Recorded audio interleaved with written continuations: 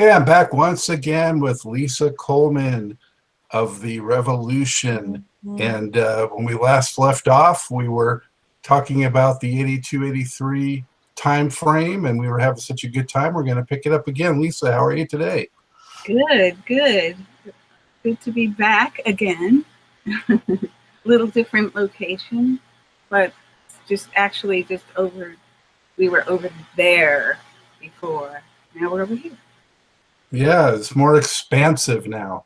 So, Yes, this is the big room of our studio, and you can see over my shoulder. I'm not sure how much you can see, but Wendy's over there working. oh, there you go. It's a bonus. See, we thought we just had Lisa, but we also get a sliver of Wendy. So, That's right, behind the scenes. great, great. So when we last talked, we were talking about that Santa Monica Civic show that I was at, and you were saying that Brown Mark was just kind of getting up and going at that point, and he was kind of the latest addition to the Revolution. Right. And after that, I remember I saw you guys perform at the Long Beach Arena not too long after that as part of the 1999 tour, and that was just so phenomenal because it included the original Time and also had Vanity Six, and what an amazing show that was. Yeah, that was a great tour because it was all of us. It was like all the school kids, on a giant field trip.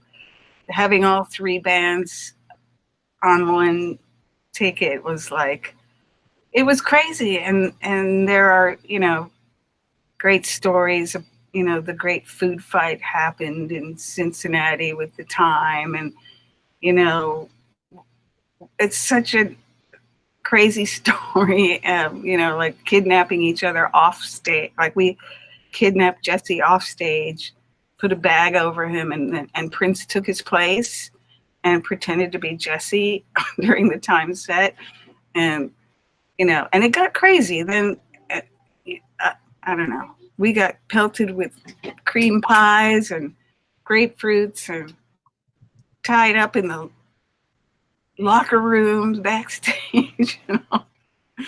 And it went on and on through, through a few different cities. Bobby can tell the story really well. If you ever get a chance to talk to Bobby Z, he tells, because he remembers like some crazy details. Um, but we did crazy, putting mustard on each other's hotel room doors and stuff like that. So you go to open the door, and yeah, really Who, mature stuff.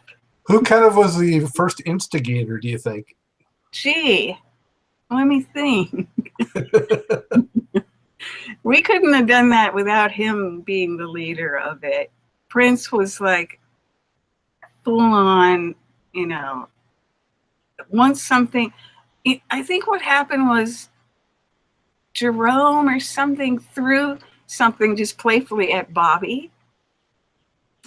And then Prince saw that and was like, no, you don't, like you're messing with my band. And then it just started like war. So yeah. It, So, and then also, I mean, there's a lot of stories of sort of a rivalry building too between the Time and you guys during that tour, because the Time was taking no prisoners. They were really tight on stage. Um, yeah. I mean, so the fun, it's ironic because we were all from the same school, and Prince, I mean, those guys were funky and they carried the ball, but that was a side of Prince, like he kind of gave it up to be like, give them the funkiest stuff because we were doing a hybrid thing.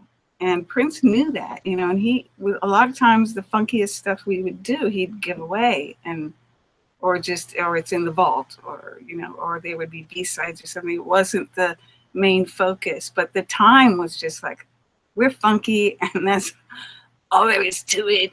And they were great. It's true. They were thrown down every night, blowing people away. And then the management was like, maybe we shouldn't do this.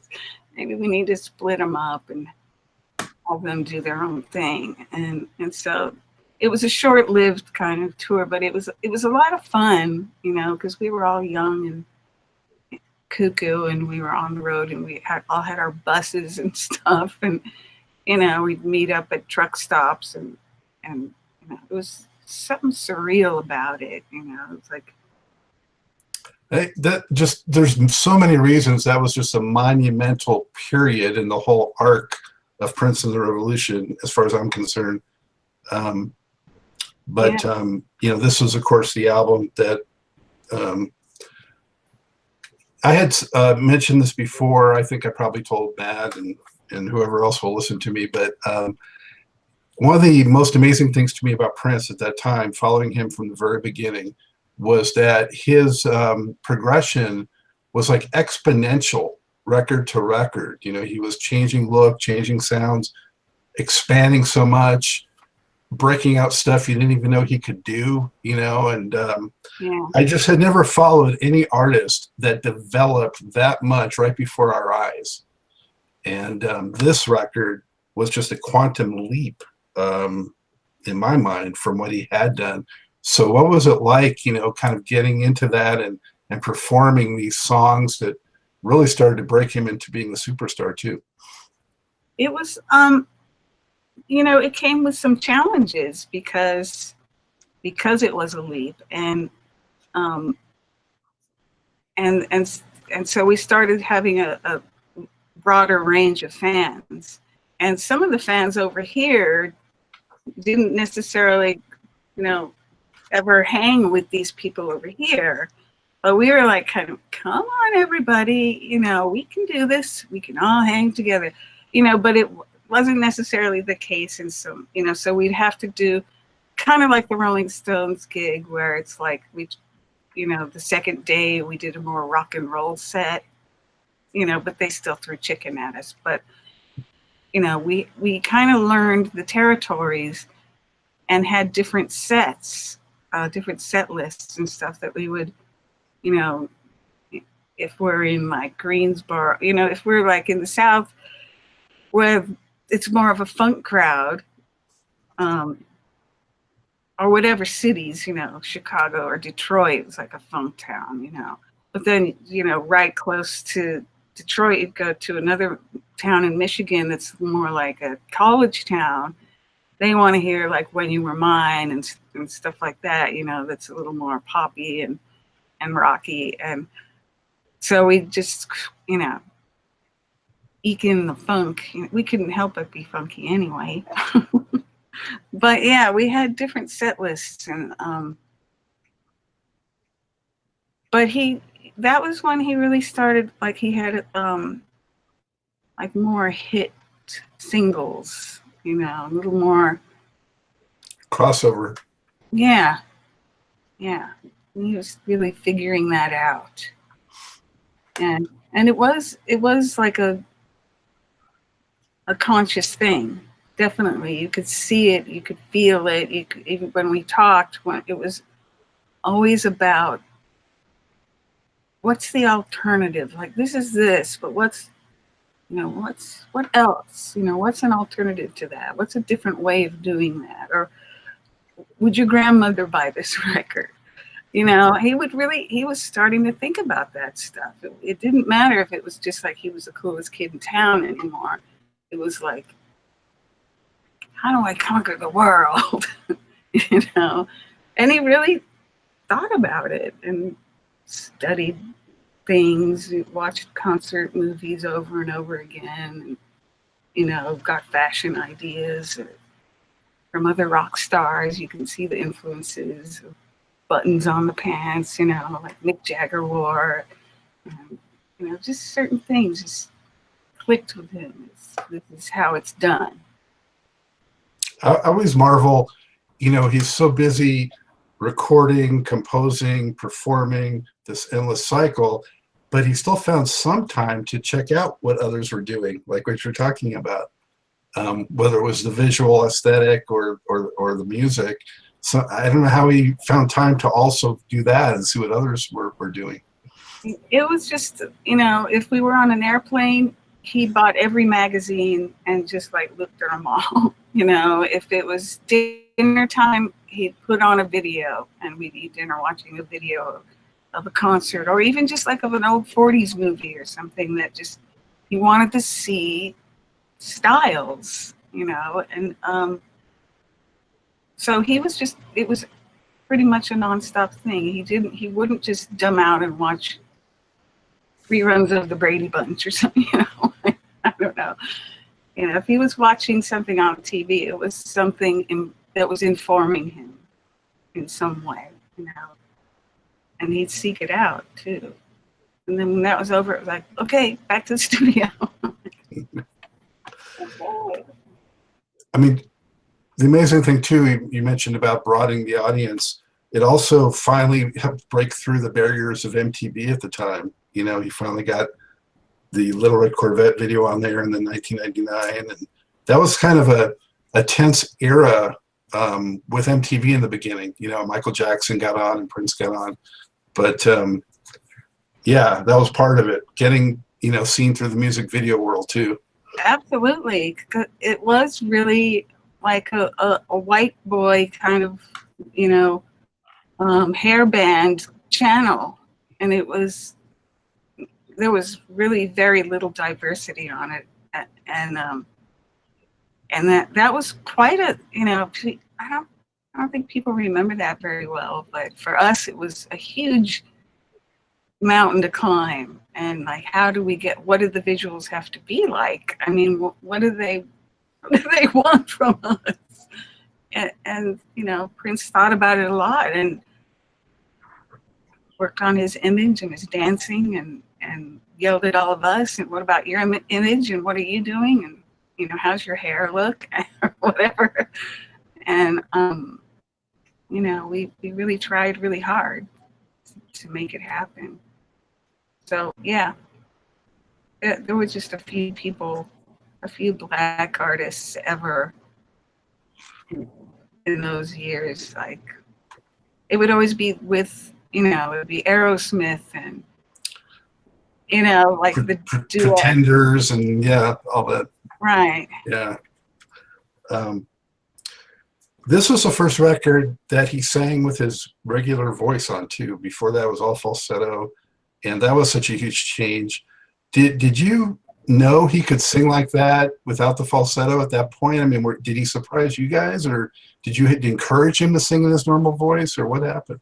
No, I think he made that decision to be more of a rocker, and get out of the, you know, I guess the soul, you know, falsetto is kind of attached to soul music and disco and, you know, those kinds of things. And no, he didn't surprise me at all, because he always exhibited such a range vocally in front of us. You know, it wasn't like a surprise at all. And it was just like, it was interesting to see how and when he would use the different voices, or when he'd sing in his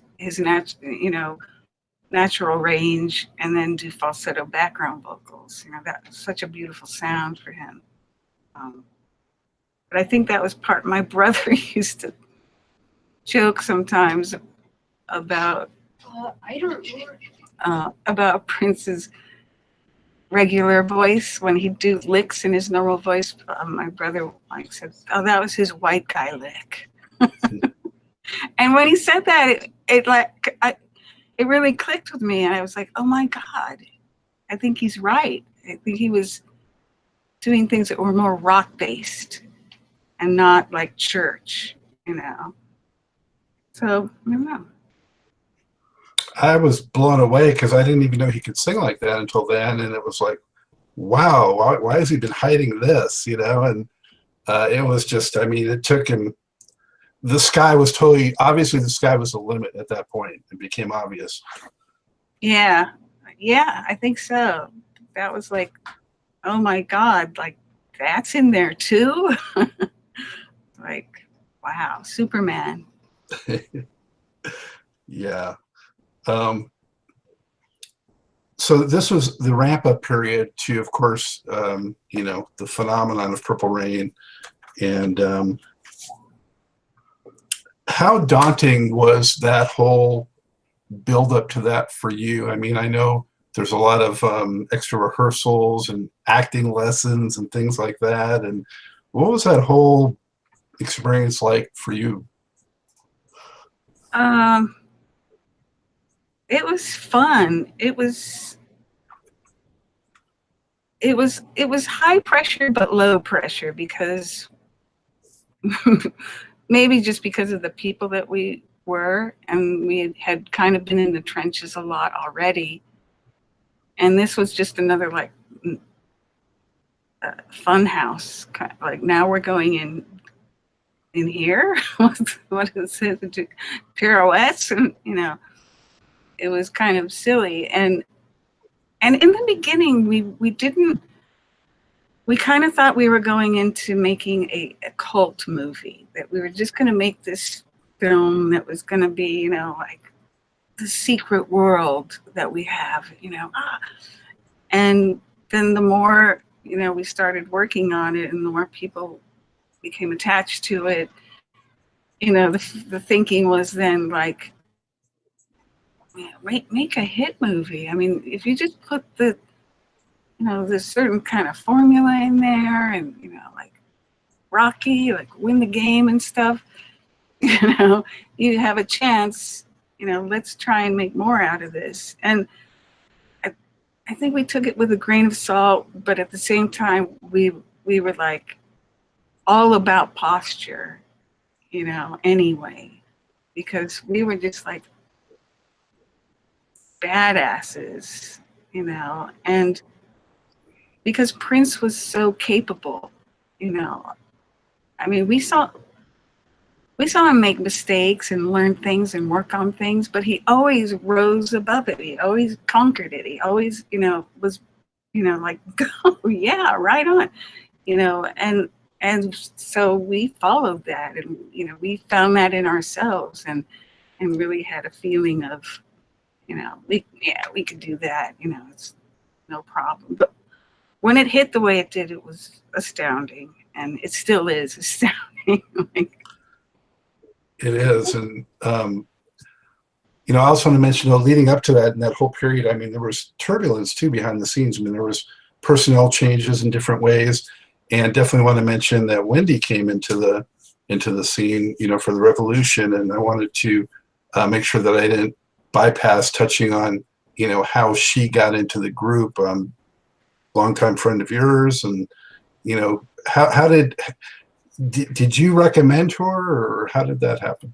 Well, we did skip, because that was 1999, the 1999 era. Prince, trying to think, I can't remember exactly when she first met him. I think it was at a video shoot.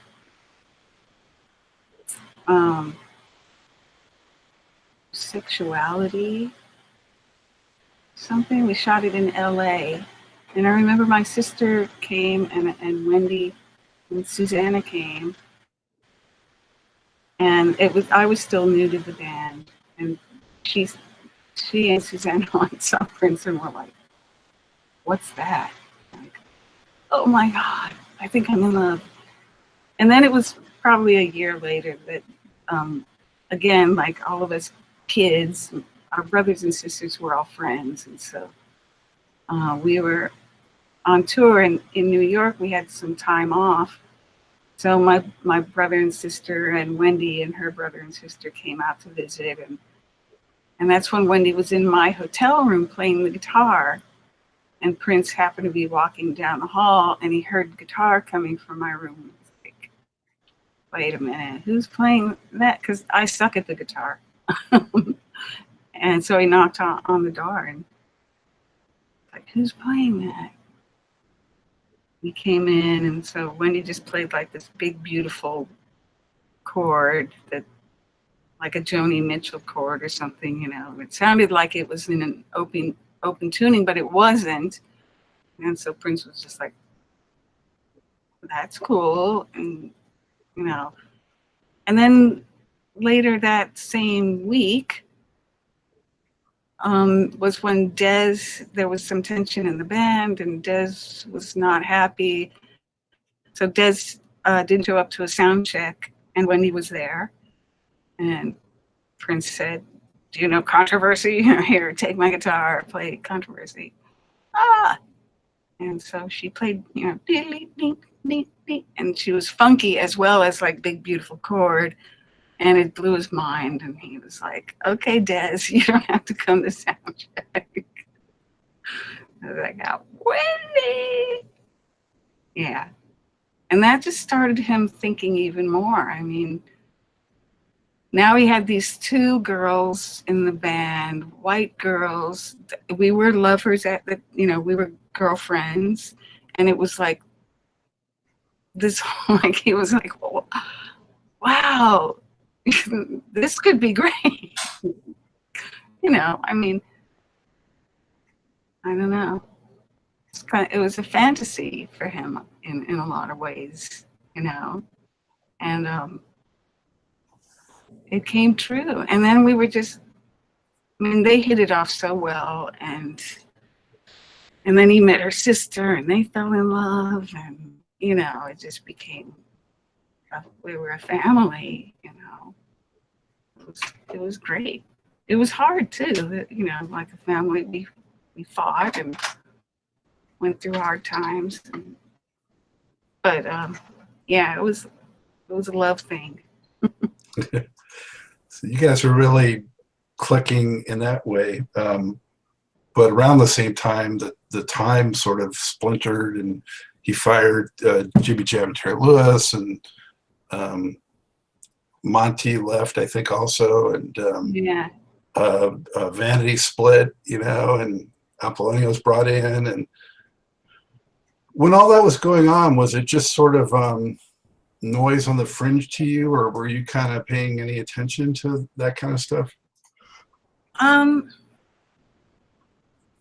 You know, I paid attention because they were friends of mine, but on the professional level where I was existing, it was more just like noise. It was like, you know, I don't know what you guys are doing, you know, I'm busy.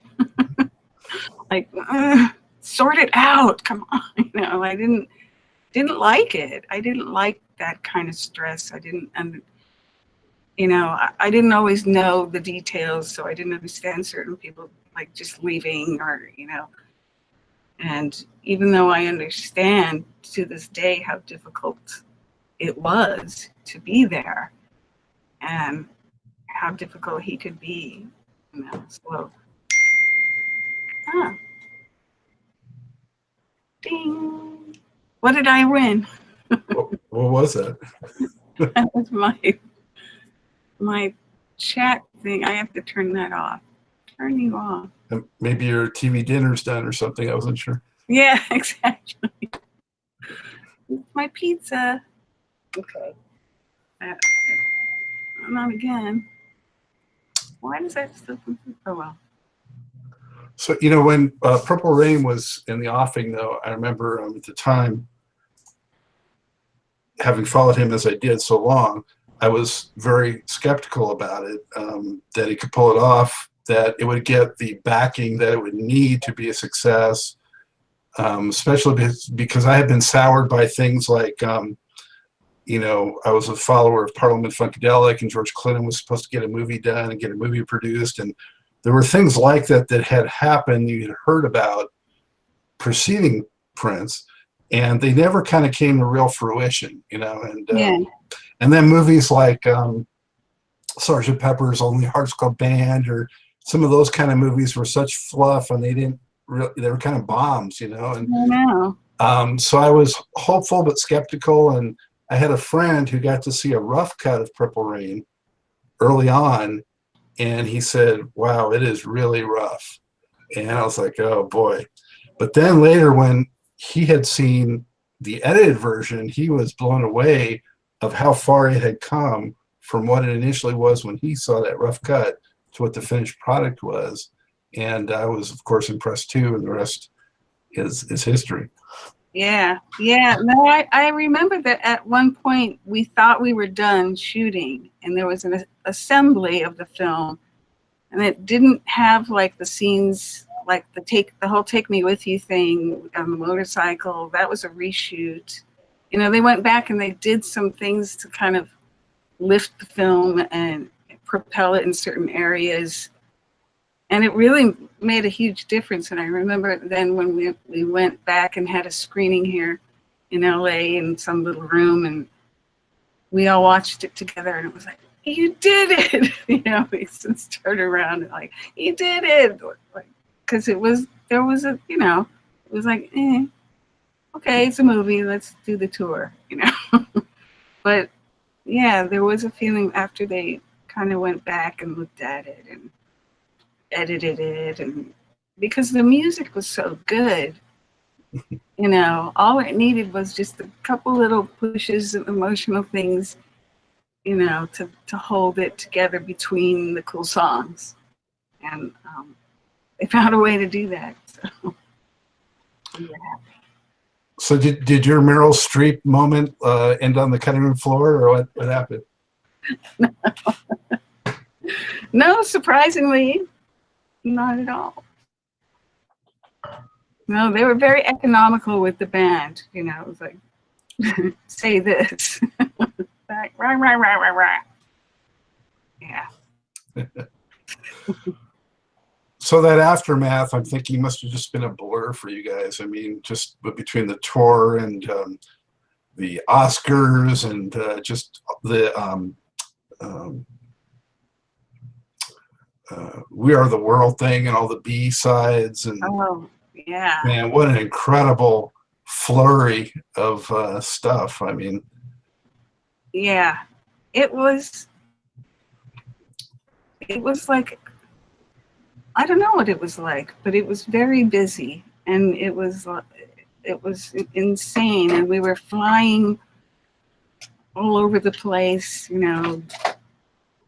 Like when we won an Oscar, we were actually playing in New York like the next night, and you know, we were on tour, so we flew in to get the Oscar and then had to fly right back. I don't think we slept, you know, and there were lots of, it seemed like every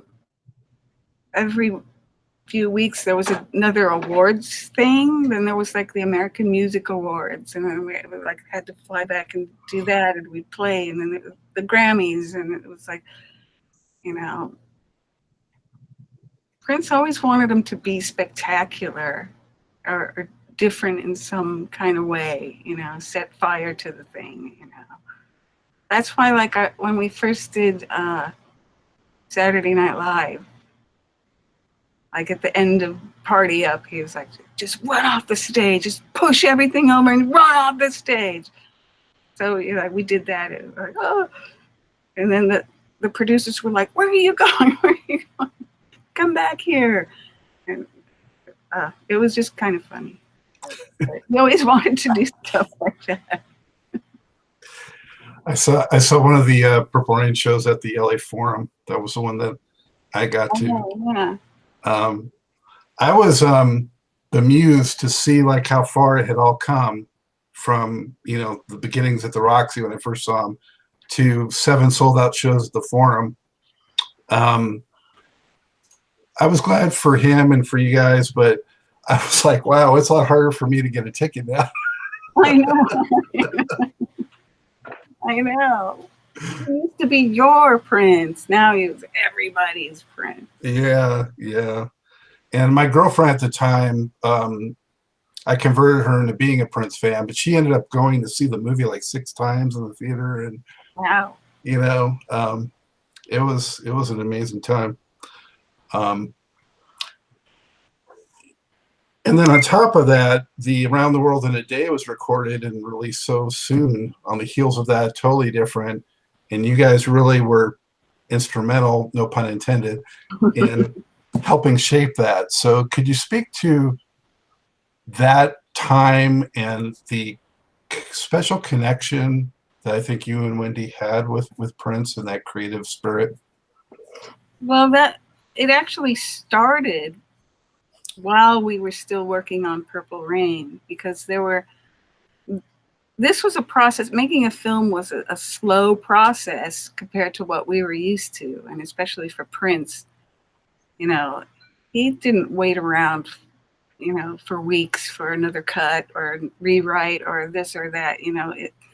So while those things were going on, we were, of course, in the studio and writing and fooling around, and that's when he met my brother and Wendy's brother, and they came out to Minneapolis and we recorded a bunch of stuff together. And it was actually a demo tape of our brothers, David and Jonathan. They wrote a couple of new songs, and one of the songs was Around the World in a Day. And we played it for Prince, and it just blew his mind. He was like, oh my God, I love it. Where's your brother? Get him out here. Call him back. And so, my brother David had the Middle Eastern, flair, that finger cymbals, and he played cello and darbuka, percussion and all kinds of stuff. And, God, I wish I could turn that ding ding off. It sounds like a hotel front desk with the bell keeps ringing. I'll just hold this up too. There it is. Around the World in a Day. Around the World in a David. Yeah, so that was such a fruitful time. So, I mean, while we were doing all this film stuff, we were writing, and then we went off on tour, and the tour was even cut short. Purple Rain, we could have gone on for, a year. We were only on the road 6 months or something. We didn't go to Japan or Australia, or, I don't think we even went to Europe on that tour. I think it was Parade. So that was a kind of a controversial business decision on Prince's part. He was just done with it and ready for the next thing. And so Around the World in a Day is one of my favorite albums. But it didn't connect the way Purple Rain did at all. It was like, oh, what's this like hippie music? Oh, it's the typical curveball that he would throw, Right. Like, and also, I mean, most artists would have milked Purple Rain for 3 years at least. Exactly. Go on every talk show, tour all over the world, do Purple Rain this, Purple Rain that, Purple everything, But that's what's happening now. But yeah, he wasn't done, he still had his inner Muhammad Ali, the greatest of all time. And he wasn't done yet. So yeah, I mean, that period also was, I mean, there's so much, I'm sure, still in the vault from that period. I know there's a mythical project known as Dream Factory that was supposed to or going to come out around that time. And yeah, it's funny how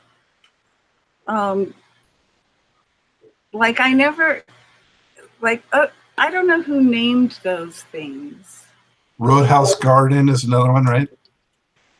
Yeah, like that. Those were just, we were just writing a million songs a day, because now there were 3 of us, and Prince, who was so prolific, was writing and we were writing, and then he'd send us ideas or beginning, like a drum track and a guitar or a keyboard part. And Jesus, what's going on with the dinging? Why can't I make it stop? I turned it off. Oh my God. That's something we didn't hear that last time. I know.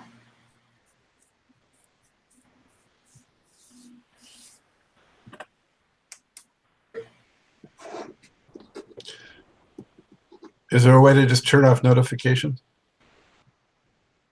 Yeah.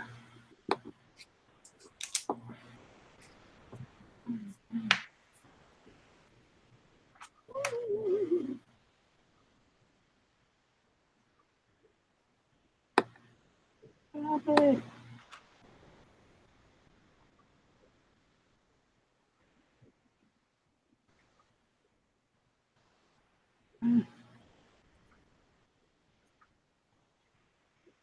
Not disturb.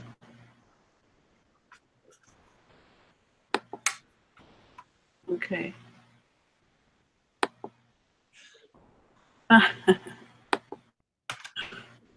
right, that should work. All right. I put do not disturb on. That'll do it. All right. So you were talking about the writing and everything. You also contributed to some of the other projects too, right? Were you on the Apollonia record, for example? And what else did you do? Yeah. Although Prince was so funny, it actually now it makes me angry because he made up credits, and so songs like A Million Miles was a Vanity Six song, for example, and I wrote the music to that. But then he didn't give me credit on that, but he gave me credit on a song I had nothing to do with. And he'd make me sign things like, sign here that you wrote it, but you won't get credit. And then sign here that you'll get credit, but you didn't write it. And I'm like, why? What? Because he had in his mind that certain songs were girl songs and other songs just weren't. They were just normal songs. He didn't have stereotypes in his mind. No, not at all.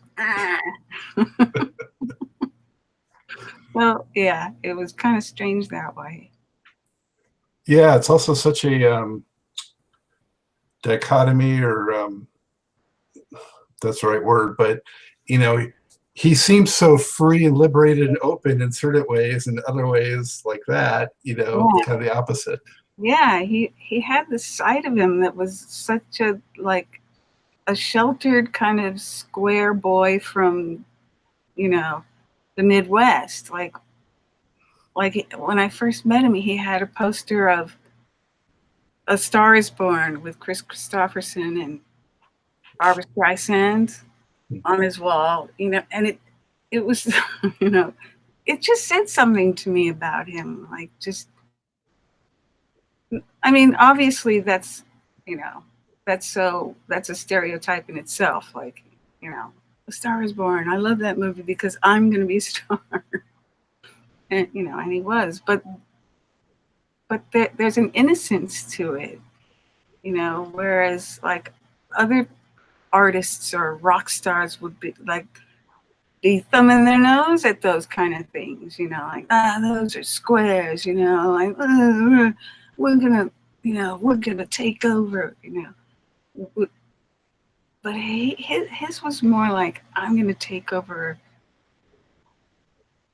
And again, with the, like, would your grandmother buy this record? Is it, he was so weird because he's doing Darling Nikki and then he's doing, will your grandmother buy it? It's like, no, she won't. Okay. Yeah, I mean, he had what's her name up in arms with the PMRC and right, Tipper Gore back then. That's right. We had to have stickers on the records, explicit language. Wow. So go figure. Did you guys, you didn't really tour for Around the World in a Day either, right? No. Yeah. No. Just kept at the studio stuff. Yeah. because that was such a short. By the time it came out, we were kind of on to the next thing too, you know. And the band was, I think he was, you know, he was wanting more.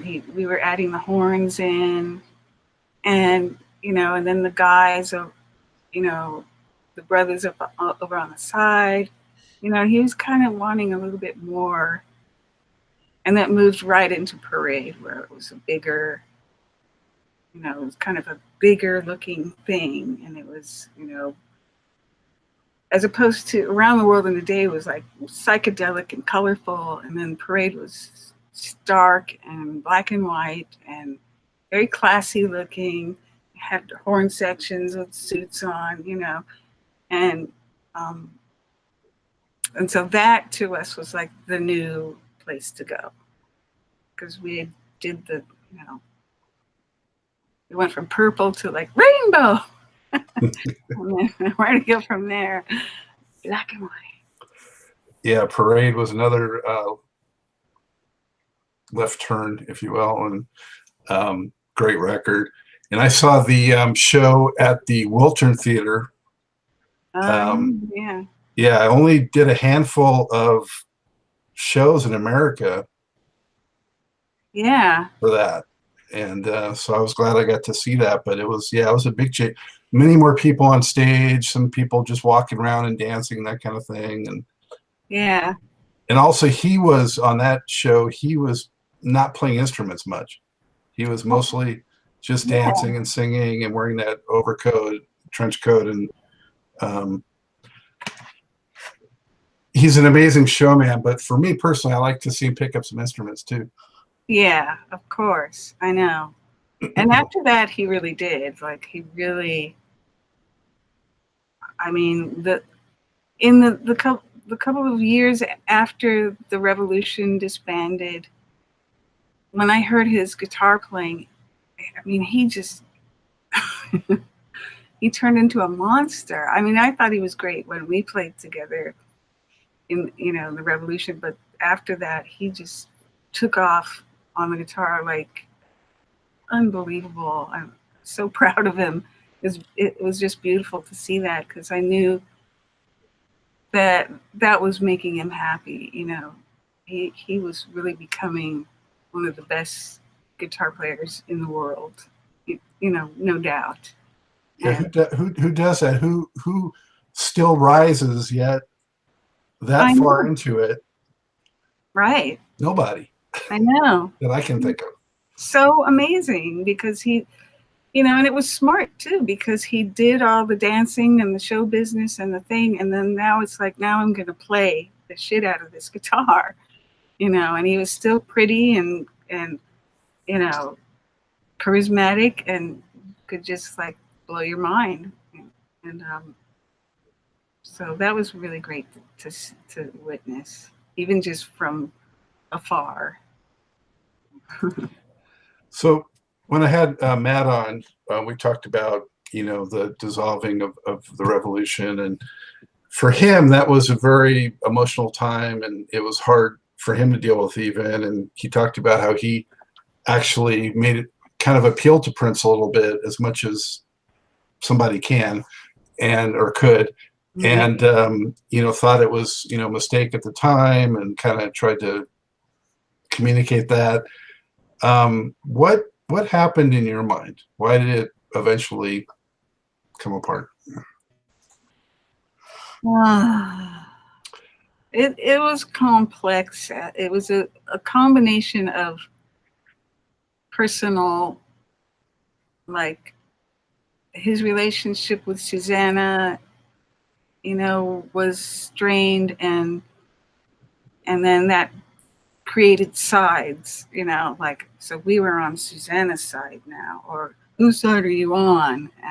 You know, and this didn't belong in what we were doing, and but then it affected what we were doing, and at the same time he was bringing in more people and having more, you know, like a party atmosphere on stage, and which was fine, you know, but I think he started feeling like, you know, now I need new friends. Like my whole friend thing is not making me happy right now. You know, so, you know, like, never mind the friends. I need new friends, and these friends are funky too, and look how great they are, and you know, and they were. It was Sheila's band. It was like Tony, and like all these great musicians, and you know, it's like, go for it. What am I supposed to say? I don't. I know I wasn't fired for any musical reason whatsoever, because subsequently, you know, we both expressed that we missed each other in musical ways. You know, not just I miss seeing you because you're my asshole friend and I like to see you, but you know. And he would say to other people, "I wish Lisa was here right now. She'd know what to play." You know, and so why did we have to separate? You know, it. And for Wendy, the same thing. It was bless you. Yeah. It really surprised us because of all the work we had been doing too. We were so intense, you know, writing all these songs and really involved in each other's lives. And I guess that was kind of, you know, the problem was built in because of because of how personal we got, you know. How did he deliver the message to you guys? He had me and Wendy over to dinner, and I used to joke that we had pink slip wrapped chicken, paper wrapped chicken. We ate dinner, and it was kind of a weird vibe, like what's going on. And then he took us upstairs, and he started talking about, I want to do a show that's going to be like more flashy, and I don't think I can ask you guys to. And he literally said, and I hate to even perpetuate this, but he said it. He said, I don't think I could ask you two to wear nippleless bras and crotchless panties. And we pretty much said, you're right. No, we're not going to, you know. So essentially what he was saying was like, he wanted us to go like back to being arm candy and not the creative force that we were. Like we were kind of equals, and he needed to take that back. And he just that's what he said. I'm like, wow, really? Okay. Was that, do you think, just sort of his awkward way of trying to put you guys off, and maybe? It could be, yeah. Like you don't want to be here, you know, because you don't want this job, you know. And he didn't say I respect you too much. He said you don't want to do. I can't ask you to do that. So it was frustrating, you know. It was like, yeah, but you can ask me to do some things, you know. I mean, we've been up against some hard things, you know, in our life together, you know, that, and now it's just, that's it. That's like, wow, what about all those songs we just wrote and all the stuff, you know, and it just was all, I mean, he kept a couple things on Sign of the Times, but he took like most of our parts off. And yeah, he just wanted, disappear, be gone. And it was heartbreaking. I'm sure. Yeah. It must have been. I just remember being lost the next day, like, what am I going to do? I didn't even imagine this happening. I was going to buy a house in, you know, Minnetonka, and yeah. Wow. So, and then after, was it the two of you first were out, and then Mark and Bobby, or? Well, Mark,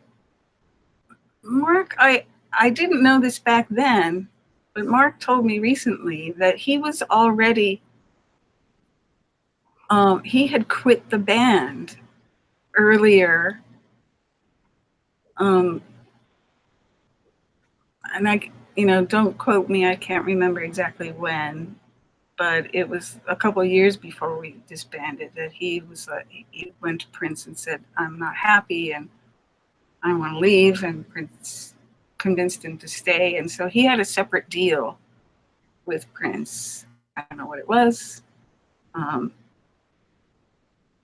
So he was kind of out of there, kind of a little more independent, and he was starting his Maserati project. And then that turned into a disaster, unfortunately. It was Prince's first signing, and he kind of, well, Mark feels it was buried. It didn't really get any kind of push or, what happened. So who knows? But it was me, Wendy, and Bobby, actually. Bobby was let go of the same time, pretty much. And we commiserated. We actually went and rented a house in Palm Springs for 2 weeks together and laid in the sun and what are we gonna do? That's where I grew up in Los Angeles, and so I used to go there for spring breaks all the time. Yeah, it's nice. Good place to chill, be a lizard and think. So, yeah. Well, what year did Paisley Park get constructed? Was that a reality yet, the facility, when you were still part of the organization? No, it wasn't built yet. I think they were maybe just breaking ground. Yeah. I think he bought the property, but yeah, that didn't exist when I was there. It's so weird. It only existed in the mind at that point. Yeah,